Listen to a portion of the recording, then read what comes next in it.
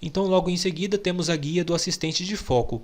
O assistente de foco é uma função do Windows 10 que serve para ajudar o usuário a manter o foco no que está fazendo no sistema e não ser importunado por notificações emitidas pelos aplicativos e jogos instalados. Todas elas irão diretamente para a central de ações, onde você poderá visualizá-las depois, mas você não recebe nenhuma notificação em tempo real. Então, para isso que serve o assistente de foco, para deixar você focar no que está fazendo, por exemplo, editando alguma coisa em um programa, jogando, assistindo um filme. Então, como funcionam essas opções do assistente de foco? Marcando a caixa desativado, você está dizendo para o Windows 10 que você quer receber todas as notificações de todos os aplicativos. Ou seja, mesmo que você esteja assistindo um filme em tela cheia ou jogando, ainda assim você irá receber um alerta de novas notificações. Marcando a opção somente prioridade, somente os aplicativos dessa lista poderão emitir notificações diretamente para o usuário. Obviamente, se você quiser, você pode adicionar mais aplicativos nessa lista de exceções, por exemplo, a Cortana. Já marcando a opção somente alarmes, apenas notificações de alarme serão exibidas para o usuário. O restante será oculto na central de ações para que o usuário visualize depois. Já aqui embaixo nós temos algumas regras automáticas do assistente de foco. Você pode definir, por exemplo, um período de horário em que você não quer ser importunado por absolutamente nenhum tipo de notificação. Então aqui nessa primeira opção, você define esse período de horário. Então você escolhe o horário inicial e o horário de término. Ou seja, qualquer notificação que foi emitida nesse período, entre esse horário inicial definido e o horário final, não irão aparecer para o usuário diretamente, ficarão escondidas na central de ações. Em repetir, você escolhe a frequência, que pode ser diária, ou seja, todos os dias, apenas nos finais de semana, ou em dias úteis, ou seja, de segunda a sexta. Aqui nesse menu suspenso, no caso, você escolheria as exceções, que podem ser os aplicativos na lista de prioridades que eu mencionei previamente, ou os alarmes, certo? Já marcando essa última caixa, você diz para o assistente de foco mostrar uma notificação na central de ações sempre que o mesmo entrar em execução. Então é basicamente assim que você configura o assistente de foco. Logo em seguida nós temos a guia de energia e suspensão. Eu farei uma videoaula separada focando apenas nas opções de energia do Windows. Mas aqui funciona da seguinte forma. Nesse primeiro menu suspenso, você define quantos minutos o Windows deve esperar para desligar o monitor após o sistema ficar ocioso, ou seja, sem estar sendo usado pelo usuário. Por padrão, esse tempo é 10 minutos, mas você pode escolher entre 1 minuto e 5 horas. Eu geralmente deixo uns 15 minutinhos. Então, se eu sair do computador e deixar ele parado lá por uns 15 minutos sem mexer, o sistema desliga automaticamente o meu monitor. Isso é útil, pois se você costuma sair de perto do computador com muita frequência, você economiza energia e aumenta a vida útil do monitor. Claro, se você quiser, você pode escolher a opção Nunca aqui dentro, ou seja, nunca desligar o monitor de forma automática.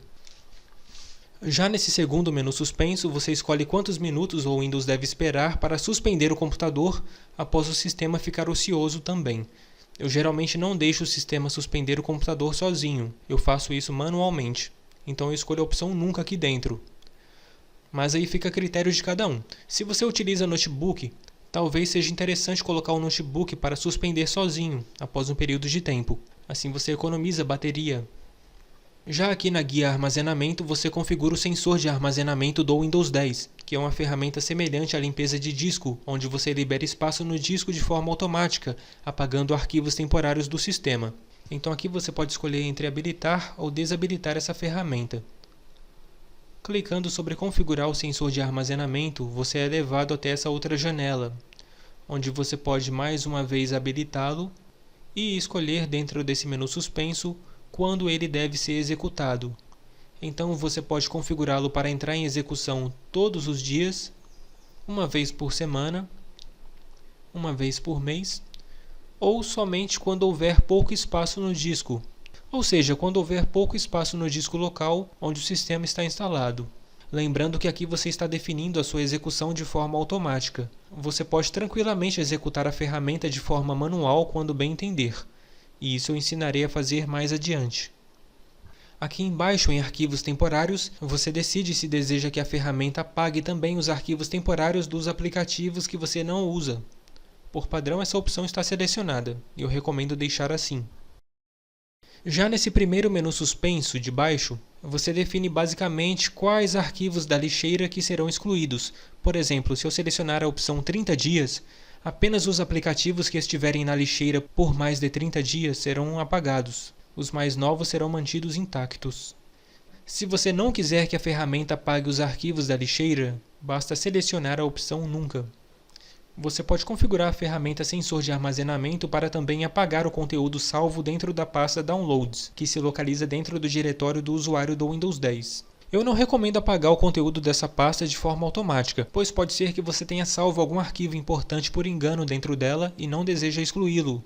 Então, se esse for o seu caso, escolha a opção Nunca dentro desse menu suspenso. Agora, se você desejar apagar de forma automática os arquivos salvos dentro dela, ou seja, dentro da pasta Downloads, então escolha o período de dias, por exemplo, 60 dias. Daí o que isso quer dizer? Todos os arquivos baixados há mais de 60 dias serão excluídos de forma automática pela ferramenta. Se você quiser aproveitar e realizar uma limpeza de imediato nos arquivos temporários do sistema, basta clicar sobre Limpar agora.